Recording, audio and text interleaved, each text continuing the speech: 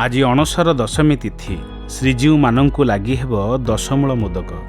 ଦଶମୂଳ ଲାଗି ହୋଇସାରିବା ପରେ ଚକାବିଜେ ହେବେ ମହାପ୍ରଭୁ।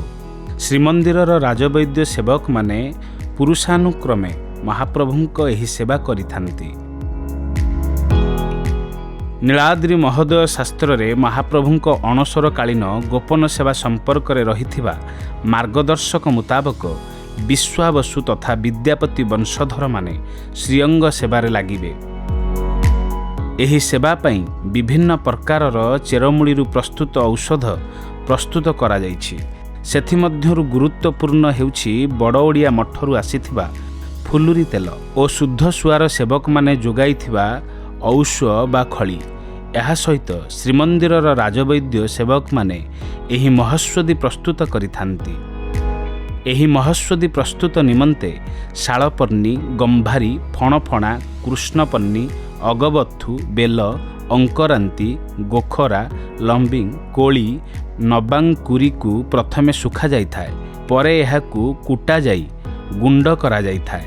ଏହି ଗୁଣ୍ଡକୁ ଗାମୁଛାରେ ଛାଣି ନୂତନ କାଠ ଚୁଲିରେ କଡ଼େଇ ବସାଯାଇ ଖୁଆ, ଶକରା, ସର, ମହୁ, ଘିଅ, ଭାଙ୍ଗ ଆଦି ପକାଯାଇ ଏହାକୁ ପାଗ କରାଯାଏ। ପାଗ ପରେ ଏହାକୁ କଦଳୀ ପତ୍ର ଉପରେ ରଖି ଥଣ୍ଡା କରାଯାଇଥାଏ। ଥଣ୍ଡା ହେଲା ପରେ ଏହାକୁ ଗୋଲାକାର ମୋଦକ କରି 3ଟି କୁଡ଼ିଆରେ ରଖାଯାଇଥାଏ। ଏହା ଉପରେ କର୍ପୂର ଦେଇ ତାଳପତ୍ର ଭୋଗେଇରେ ରଖି ଶ୍ରୀମନ୍ଦିର ଗାରଦରେ ଦାଖଲ କରାଯାଇଥାଏ। ଆସନ୍ତାକାଲି ପବିତ୍ର ଏକାଦଶୀ ତିଥି ଅବସରରେ ବିଳମ୍ବିତ ରାତ୍ରିରେ ଶ୍ରୀମନ୍ଦିର ବୈଦ୍ୟଙ୍କ ପରାମର୍ଶ କ୍ରମେ ପତି ମହାପାତ୍ର ସେବକ ଏହାକୁ ଲାଗି କରିବେ। ଏହି ମହୌଷଧି ଶ୍ରୀଅଙ୍ଗରେ ଉପଚାର କରାଯିବ। ପରେ ଜ୍ୱରରେ କମ୍ପୁଥିବା ମହାପ୍ରଭୁ ସମ୍ପୂର୍ଣ୍ଣ ସୁସ୍ଥ ହେବେ। ଏଥିସହିତ ମହାପ୍ରଭୁଙ୍କ ସର୍ବାଙ୍ଗ ଚନ୍ଦନ ଲାଗି ନୀତି ମଧ୍ୟ ଅନୁଷ୍ଠିତ ହେବ। 12 ଦିନ ହେଲାଣି ମହାପ୍ରଭୁ ଜ୍ୱରରେ ଆକ୍ରାନ୍ତ ହେଇକି ଅଛନ୍ତି। ଆଜି ଦଶମୂଳି ଔଷଧ ଖାଇକିରି କାଲି ହେଉଛି ଆମର ଫଳ ଲାଗି ହେବେ। ତାପରେ ନବଯୁଗ ଦର୍ଶନ ହେଇକି ବାହାରିବେ, ଯାତ୍ରା ପାଇଁ ପ୍ରସ୍ତୁତ ହେବେ। କିନ୍ତୁ ପ୍ରସ୍ତୁତି ଆରମ୍ଭ ହେଉଛି ଆମର ସ୍ନାନ ପୂର୍ଣ୍ଣିମା ପରଠୁ।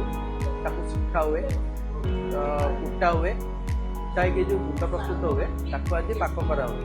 ପାକ କରା ହେଇକିରି ଆଜି ଦ୍ୱିପହର ପରେ ତାକୁ ଆମେ ଦିଆ ହୁଏ, ଗାଧରେ ଦେଇଥାଉ।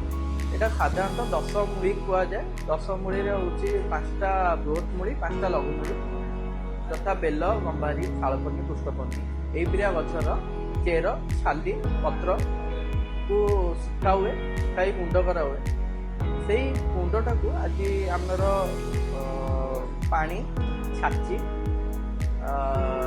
କ୍ଷୀର ଏଇଟା ପଡ଼ିକିରି ହେଉଛି ଗୋଟେ ସିରା ପ୍ରକାର ପ୍ରସ୍ତୁତ ହୁଏ।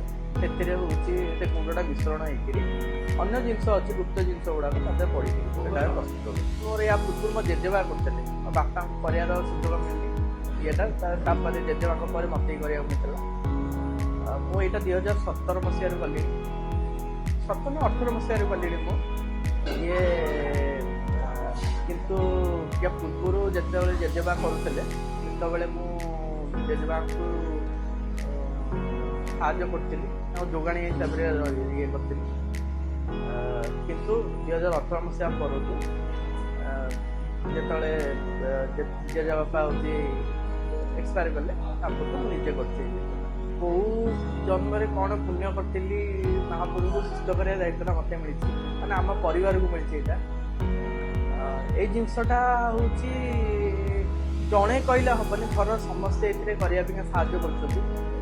ଏକାରେ କିଛି ହେଇପାରିବନି। ଏ ଜିନିଷଟା ମହାପ୍ରଭୁ କହୁଛନ୍ତି ଯେ ଆଜିକାଲି ବୈଜ୍ଞାନିକ ଯୁଗରେ ଯେଉଁଠି ଏଲୋପାଥିର ସାହାଯ୍ୟ ନେଉଛନ୍ତି ସମସ୍ତେ ସୁସ୍ଥ ପାଇଁକା, ସେଥିରେ ମହାପ୍ରଭୁ ହେଉଛନ୍ତି ବୈଦ୍ୟ, ମାନେ ଆମର ଆୟୁର୍ବେଦ ଶାସ୍ତ୍ରକୁ ବ୍ୟବହାର କରୁଛନ୍ତି ଯେ ଆମ ଆୟୁର୍ବେଦ ଶାସ୍ତ୍ର ହିଁ ଭଲ ହେଉଛି। ଶ୍ରୀଜୀଉମାନେ ରକ୍ତବସ୍ତ୍ର ପରିଧାନ କରିବେ ଓ ମହାପ୍ରଭୁଙ୍କୁ ତୁଳସୀ ଲାଗି ହେବେ। ପରମ୍ପରା ଅନୁସାରେ ସ୍ନାନ ପୂର୍ଣ୍ଣମୀ ପରଠାରୁ ଅସୁସ୍ଥ ହୋଇପଡ଼ିବା ପରେ ମହାପ୍ରଭୁଙ୍କୁ ନୀତିରେ ତୁଳସୀ କିମ୍ବା ଧଳା ଫୁଲ ବ୍ୟବହାର ହେଉନଥିଲା।